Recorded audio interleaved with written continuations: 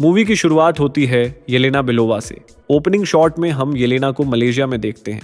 वो वहाँ की सबसे ऊंची बिल्डिंग पर बैठी होती है। येलेना वहाँ वो एक हाई लेवल मिशन पर है। इस बिल्डिंग के अंदर उसका एक टारगेट है और उसका काम है उस मिशन को क्वाइटली एग्जीक्यूट करना। अब येलेना उस ऊंची बिल्डिंग से डायरेक्ट जंप करती है और पैराशूट की मदद से बिल्डिंग के एक फ्लोर पर लैंड करती है। वहां मौजूद सारे गार्ड्स को वो बड़ी आसानी से काबू में कर लेती है और सीधा बिल्डिंग के अंदर एक स्पेसिफिक जगह तक पहुंचती है। ये जगह है एक हाई सिक्योरिटी रिसर्च फैसिलिटी, जहां एक साइंटिस्ट एक बेहद खतरनाक और सीक्रेट प्रोजेक्ट पर काम कर रहा है जिसका नाम है project Sentry.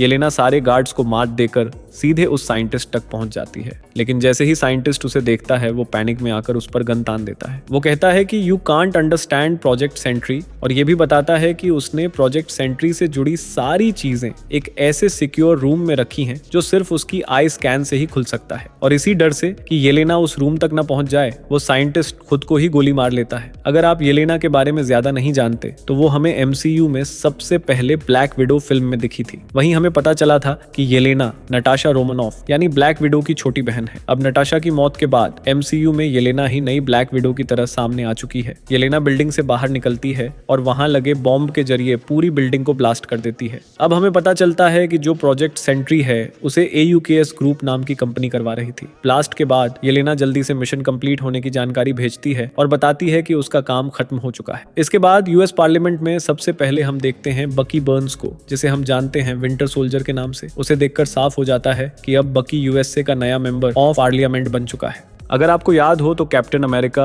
Brave new world में भी हमने बकी को इलेक्शन लड़ते हुए देखा था, और यहाँ थंडरबोल्ट्स में पता चलता है कि उसने वो इलेक्शन जीत लिया है। वहीं हमें पता चलता है कि पूरा पार्लियामेंट मिलकर वैलेंटीना अलेग्रा दे फॉन्टेन के खिलाफ एक ट्रायल चला रहा है। वैलेंटीना USA की CIA की डायरेक्टर है। ये CIA अमेरिका की एक प्रमुख इंटेलिजेंस एजेंसी है जो US की सिक्योरिटी और सीक्रेट इंफॉर्मेशन जुटाती है। लेकिन पार्लियामेंट में वैलेंटीना पर आरोप है कि उसकी कंपनी AUKS ग्रुप दुनिया भर में कई गलत और खतरनाक एक्सपेरिमेंट्स करवा रही है। तभी हमें पता चलता है कि जो मलेशिया में येलेना ने AUKS ग्रुप के एक बड़े प्रोजेक्ट को खत्म किया था, वो प्रोजेक्ट असल में वैलेंटीना की ही कंपनी का थी। US गवर्नमेंट को वैलेंटीना पर शक होने लगा था क्योंकि AUKS ग्रुप की कई गलत एक्टिविटीज सामने आने लगी थी। इसलिए वैलेंटीना ने येलेना को अपने मलेशिया वाले प्रोजेक्ट को खत्म करने का ऑर्डर दिया ताकि उसके खिलाफ कोई एविडेंस न बचे। पार्लियामेंट में जब वैलेंटीना से पूछा जाता है कि क्या AUKS ग्रुप उसकी कंपनी है और क्या वह इसके जरिए गलत काम कर रही है, तो वैलेंटीना साफ इनकार कर देती है। वह कहती है कि US गवर्नमेंट जो भी जांच करना चाहती है कर सकती है, उसे कोई डर नहीं क्योंकि उसने कोई गलत काम नहीं किया है। पार्लियामेंट के हेड कहते हैं कि उनके पास जानकारी है कि वैलेंटीना के प्रोजेक्ट्स में कई मासूम लोगों की जान गई है, इसलिए वे पूरी सच्चाई पता लगाएंगे और AUKS ग्रुप के बारे में सब कुछ एक्सपोजर करेंगे। इसके बाद वैलेंटीना पार्लियामेंट से बाहर आती है और हम मिलते हैं उसकी सेक्रेटरी से, जिसका नाम है मेल। वैलेंटीना अपनी सेक्रेटरी मेल से कहती है कि वह जल्दी से AUKS ग्रुप के सारे सबूत मिटा दे। उसे नहीं चाहिए कि US गवर्नमेंट को उसके प्रोजेक्ट्स के बारे में कोई जानकारी मिले और किसी भी कीमत पर उसे जेल जाना पड़े। इसके अगले सीन में हम अलेक्सी को देखते हैं, यानी रेड गार्डियन को, जो इस समय अपने घर में आराम से टीवी देख रहा होता है। अचानक अलेक्सी के घर उसकी बेटी येलेना आती है। येलेना अपने पिता से कहती है कि अब वो वैलेंटीना के लिए काम नहीं करना चाहती क्योंकि वो इससे बोर हो चुकी है। लेकिन अलेक्सी, जो कि येलेना का पिता है, वैलेंटीना की बहुत तारीफ करता है। वह येलेना से कहता है कि वैलेंटीना के लिए काम करना बहुत बड़ी बात है और खुद भी वह वैलेंटीना के लिए काम करना चाहता है। अलेक्सी के घर में येलेना एक पुरानी बचपन की फोटो देखती है जिसमें उसके साथ कई दोस्त भी होते हैं। ये फोटो उनकी फुटबॉल टीम की है जिसे वे बचपन में थंडरबर्ड्स कहा करते थे। फोटो देखते देखते येलेना को अपने पुराने दिन और थंडरबर्ड्स की यादें ताजा हो जाती हैं। तभी येलेना को वैलेंटीना का फोन आता है जिसमें वैलेंटीना उसे नया मिशन देती है। येलेना वैलेंटीना को बताती है कि अब वो छुपकर काम करना नहीं चाहती क्योंकि वो इससे थक चुकी है। वैलेंटीना उससे कहती है, बस इस आखिरी मिशन को पूरा कर, उसके बाद मैं तुम्हें एक सुपर हीरो की तरह दुनिया के सामने ले आऊंगी। वैलेंटीना की इस बात को सुनकर येलेना इस आखिरी मिशन के लिए राजी हो जाती है। अगले दिन वैलेंटीना के कहने पर येलेना एक खुफिया बंकर में पहुंचती है जो टेक्सास के अंदर छुपा हुआ था। इस बंकर का पूरा सेटअप हाईटेक और एडवांस टेक्नोलॉजी से लैस था। वैलेंटीना ने येलेना को एक खास मिशन दिया था। बंकर में घुसा हुआ एक डेंजरस चोर जो वहां की कीमती चीजें चोरी कर रहा है, उसे खत्म करना है। येलेना जैसे ही बंकर के अंदर जाती है तभी हमें पता चलता है कि ये चोर कोई और नहीं बल्कि गोस्ट है, जिसे हम सभी ने Ant Man and the wasp में देखा था। और यहीं पर कहानी में ट्विस्ट आता है। गोस्ट के बाद हम देखते हैं टास्क मास्टर को, फिर US एजेंट को और फिर जॉन वॉकर को। दरअसल वैलेंटीना ने इन चारों को एक दूसरे के खिलाफ भेजा था। येलेना को गोस्ट को मारने के लिए, गोस्ट को टास्क मास्टर को मारने के लिए, टास्क मास्टर को यूएस एजेंट को खत्म करने के लिए और यूएस एजेंट यानी जॉन वाल्कर को येलेना को मारने के लिए। मतलब वैलेंटीना ने इन चारों को एक दूसरे का दुश्मन बना दिया ताकि वे आपस में ही लड़ झगड़ कर एक दूसरे को खत्म कर दें। वैलेंटीना का डर यह था कि ये चारों उसके कई सीक्रेट और गलत कामों में शामिल थे। अगर इनमें से कोई भी यूएस गवर्नमेंट को सच्चाई बताता है तो उसके सारे प्रोजेक्ट्स की पोल खुल जाएगी और वैलेंटीना को जेल भी हो सकती है। इसलिए वैलेंटीना ने चारों को इस बंकर में भेजा ताकि वे आपस में ही लड़ते झगड़ते खत्म हो जाएं और उसकी पोल न खुले। अगर आप अभी तक इस वीडियो को एंजॉय कर रहे हो तो प्लीज इसे लाइक, कमेंट और शेयर जरूर करें। साथ ही हमारे चैनल को सब्सक्राइब करना मत भूलिए। जब ये चारों एक दूसरे से भिड़ने लगते हैं, फाइट के बीच उनकी बातचीत भी शुरू हो जाती है। धीरे धीरे उन्हें पता चलता है कि असल में वैलेंटीना ने इन्हें आपस में मारने के लिए भेजा था। वो फाइट के बीच वो चारों एक बड़े बॉक्स से टकरा जाते हैं और वो बॉक्स खुल जाता है। उस बॉक्स से निकलता है बॉब यानी कि सेंट्री। लेकिन जैसे ही बॉब बाहर आता है वो उन चारों को देखकर घबरा जाता है। वो चारों भी बॉब को पहचान नहीं पाते। चारों बॉब से पूछते हैं तुम यहाँ कैसे आए, लेकिन बॉब भी कुछ याद नहीं कर पाता कि वह वहाँ कैसे पहुंचा। इतने में अचानक गोस्ट टास्क मास्टर के सिर पर गोली चला देती है जिससे टास्क मास्टर की वहीं डेथ हो जाती है। अब बचते हैं बस Sentry, Yelena Belova, US agent और घोस्ट। अब हम वैलेंटीना को एक बड़ी पार्टी में देखते हैं। यहाँ वैलेंटीना ने देश के बड़े बड़े अमीर लोगों को बुलाया था और उसका प्लान है कि चितोरी आर्मी के बचे हुए खतरनाक गैजेट्स उन्हें बेच दे। पार्टी में हम पार्लियामेंट के हेड और बकी बार्न्स को भी देखते हैं। पार्टी में बकी बार्न्स सीधे वैलेंटीना के असिस्टेंट मेल से मिलता है। मेल को देखकर बकी उससे अपना नंबर मेल को देता है और कहता है मैं जानता हूँ तुम वैलेंटीना के सबसे करीब हो, इसलिए तुम भी उसके सारे सीक्रेट और गलत कामों को जानती होगी। अब हम फिर से बंकर के अंदर पहुंचते हैं जहाँ यूएस एजेंट, येलेना, गोस्ट और बॉब एक साथ हैं। सबको अब ये साफ हो चुका है कि वैलेंटीना ने इन्हें आपस में लड़वाने के लिए भेजा है ताकि ये एक दूसरे को खत्म कर दें।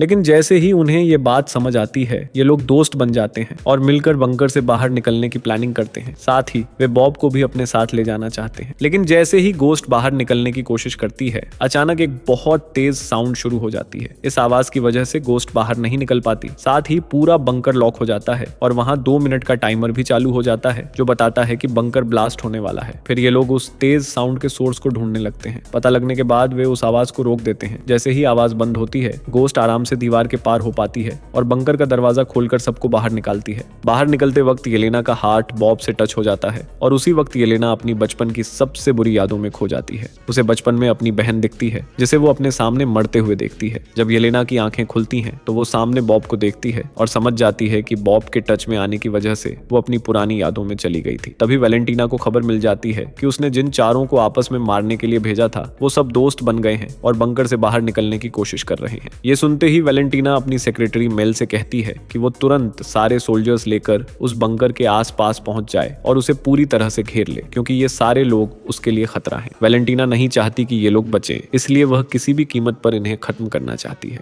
अब हम देखते हैं कि वैलेंटीना की कार का ड्राइवर जो कोई और नहीं बल्कि रेड गार्डियन यानी येलेना का पिता अलेक्सी था। अलेक्सी वैलेंटीना की बातों को सुनकर समझ जाता है कि वैलेंटीना उसकी बेटी येलेना को मारना चाहती है। इसी बीच मेल चुपके से बाहर जाकर विंटर सोल्जर को फोन करती है। मेल बकी को बताती है कि वैलेंटीना अपने सारे पुराने असैसिन्स को खत्म करना चाहती है ताकि उसके खिलाफ कोई सबूत न रहे। मेल चाहती है कि बकी इनके लिए कुछ करे और वैलेंटीना के इस प्लान को रोक दे। मेल बकी से रिक्वेस्ट करती है कि वो कुछ भी करके उन्हें बचाए। अब हम देखते हैं कि ये सब अभी भी बंकर से पूरी तरह बाहर नहीं निकल पाए हैं क्योंकि बंकर का मेन डोर बंद है और इसी वजह से ये लोग वहीं फंसे हुए हैं। बंकर के अंदर चारों को एक चिमनी जैसा एक छोटा सा ओपनिंग दिखता है। अब ये चारों आपस में पीठ टिकाकर पैरों की मदद से धीरे धीरे ऊपर चढ़ने लगते हैं और बंकर से बाहर निकलने की कोशिश करते हैं।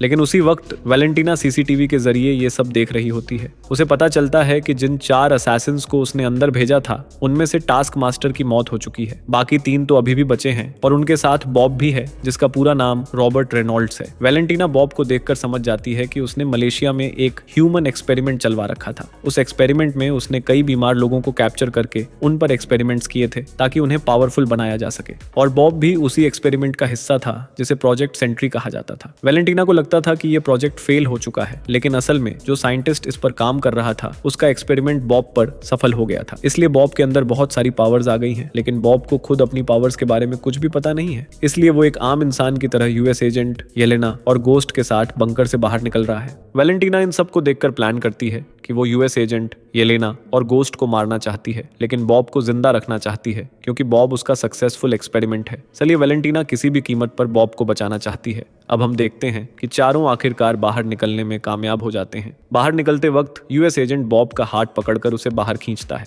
और ठीक वैसे ही जैसे पहले येलेना के साथ हुआ था, इस बार भी जब बॉब का हाथ यूएस एजेंट से टच होता है तो यूएस एजेंट भी अपनी पास्ट की बुरी यादों में खो जाता है कि जब उसने एक आदमी को मार दिया था जिसके बाद लोग उसके कैप्टन अमेरिका होने के खिलाफ हो गए थे। उस वजह से वो बहुत डिप्रेशन में चला गया था, लेकिन फिर वो वापस प्रेजेंट में आता है और समझ जाता है कि बॉब कोई आम इंसान नहीं है। अब दोस्तों, ये चारों बंकर से बाहर निकलने के काफी करीब आ जाते हैं, लेकिन तभी उन्हें पता चलता है कि वैलेंटीना ने पूरे बंकर को अपने सोल्जर्स से घेर रखा है। अब चारों मिलकर प्लान बनाते हैं कि गोस्ट दीवार के पार जाकर एक गाड़ी का इंतजाम करेगी। जैसे ही गाड़ी पहुंच जाएगी, येलेना और बॉब मिलकर आसपास के सारे लाइट्स को ऑन कर देंगे ताकि सोल्जर्स के सामने विजिबिलिटी कम हो जाए। इसी फायदा उठाकर यूएस एजेंट उन सोल्जर्स से अकेले लड़ जाएगा। फिर मौका मिलते ही ये चारों गाड़ी लेकर वहां से भाग जाएंगे, लेकिन प्लान पूरी तरह से सक्सेसफुल नहीं होता क्योंकि बंकर के अंदर मेन पावर सप्लाई ठीक से काम नहीं कर रही होती, इसलिए वो सारे लाइट ऑन नहीं कर पाते। फिर भी यूएस एजेंट रुकता नहीं, अकेले ही सारे सोल्जर्स से भिड़ जाता है और इसी बीच गोस्ट दीवार के पार जाकर गाड़ी का इंतजाम कर लेती है। अब यूएस एजेंट, येलेना और बॉब तीनों मिलकर सैनिकों की ड्रेस पहन लेते हैं और चुपके से गाड़ी में बैठ जाते हैं और वहां से भागने की कोशिश करते हैं। लेकिन जैसे ही ये चारों गाड़ी से बाहर निकल रहे होते हैं, वहां खड़े दूसरे सोल्जर्स को इन पर शक हो जाता है। वो उन्हें पकड़ लेते हैं। ये सब देखकर बॉब फैसला करता है कि उसे अपने साथियों को बचाना होगा। वो एक गन उठाकर सबके सामने आ जाता है और जोर जोर से फायरिंग शुरू कर देता है। लेकिन जैसे ही बॉब फायर करता है, वहां मौजूद सारे सोल्जर्स उस पर गोलियां चलाने लगते हैं। देखते ही देखते बॉब पर बहुत सारी गोलियां बरसती हैं।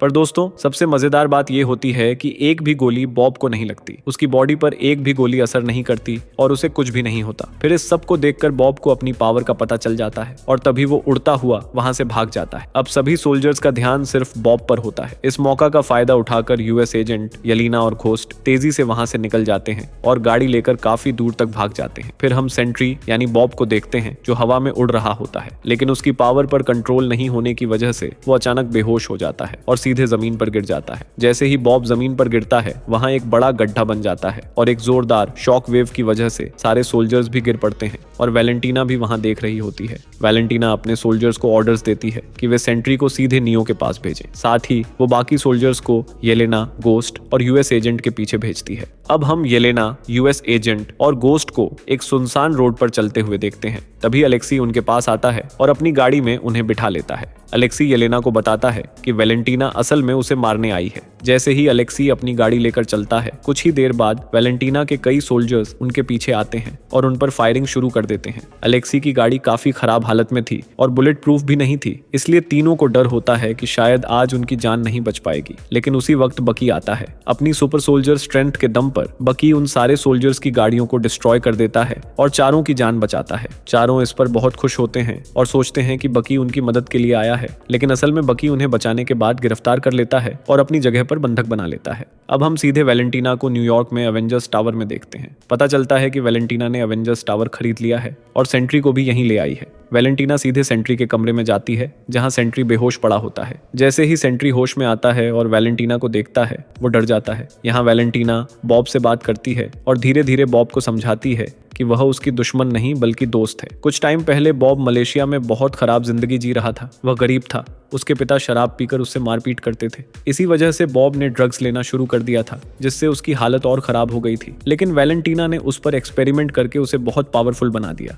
वो कहती है कि उसने बॉब को नई जिंदगी दी है, इसलिए अब बॉब को उसकी बात माननी पड़ेगी। ये सुनकर हमें समझ आता है कि वैलेंटीना ने पूरी तरह बॉब का माइंड वॉश कर दिया है और अब बॉब पूरी तरह से उसका कंट्रोल एक्सेप्ट कर चुका है। लेकिन इस बात को मेल नोटिस कर लेती है। वह जल्दी से बकी को फोन करती है और बताती है कि वैलेंटीना ने बॉब का माइंड वॉश कर लिया है और अब वह अपने पावर का गलत इस्तेमाल करने वाली है। मेल चाहती है कि बकी किसी भी तरह से वैलेंटीना और बॉब को रोके। इस खबर के बाद बकी जल्दी से अलेक्सी, येलेना, गोस्ट और यूएस एजेंट को फ्री करता है। फिर अपनी टीम बनाकर वैलेंटीना और बॉब को रोकने निकल पड़ता है। इसी बीच अलेक्सी, जो कि रेड गार्डियन है, अपनी इस टीम का नाम रखता है थंडरबोल्ट्स। थंडरबोल्ट्स जल्दी से न्यूयॉर्क पहुंचते हैं और सीधे स्टार टावर की ओर बढ़ते हैं ताकि वैलेंटीना को रोका जा सके। वे जल्दी से बिल्डिंग के ऊपर पहुंचते हैं और वैलेंटीना से सामना करते हैं, लेकिन उनसे कुछ करने से पहले सेंट्री वहां आ जाता है। वैलेंटीना उसे ऑर्डर देती है कि वह उन सबको मार डाले। असल में सेंट्री ने येलेना, गोस्ट और यूएस एजेंट के साथ बंकर में टाइम बिताया था, इसलिए उसे पता था कि ये तीनों बुरे नहीं हैं। मतलब ये टीम कुल मिलाकर अच्छी लोगों की टीम है। इसी वजह से वैलेंटीना के कहने पर भी सेंट्री ने उन्हें मारने से इनकार कर दिया। लेकिन जब थंडरबोल्ट सेंट्री से लड़ने आते हैं तो सेंट्री बिना हाथ लगाए ही उनकी हालत खराब कर देता है। यहाँ तक कि जब बकी अपने वाइब्रेनियम हार्ट का इस्तेमाल करता है तब भी सेंट्री आराम से बकी के हार्ट को पकड़ लेता है और उखाड़ देता है। ये देखकर वैलेंटीना को बहुत गुस्सा आता है। वह सेंट्री से कहती है कि वह उन सबको मार दे, लेकिन सेंट्री जवाब देता है कि ये लोग कमजोर हैं और ये उसे कोई खतरा नहीं पहुंचा सकते, इसलिए वह उन्हें नहीं मारेगा। वैलेंटीना का गुस्सा और बढ़ जाता है और वह सेंट्री पर चिल्लाने लगती है। इसी बहस के बीच थंडरबोल्ट्स की पूरी टीम वहां से निकलकर भाग जाती है। वैलेंटीना के चिल्लाने से सेंट्री भी गुस्सा हो जाता है और वह उसका गला दबाने लगता है। तभी पर वैलेंटीना की सेक्रेटरी मेल आती है और एक बटन दबाती है। इस बटन के दबाने से सेंट्री बेहोश होकर वहीं गिर जाता है। दरअसल वैलेंटीना ने सेंट्री के लिए एक किल स्विच बनाया था। इसका मकसद था कि अगर कभी सेंट्री उसके खिलाफ हो जाए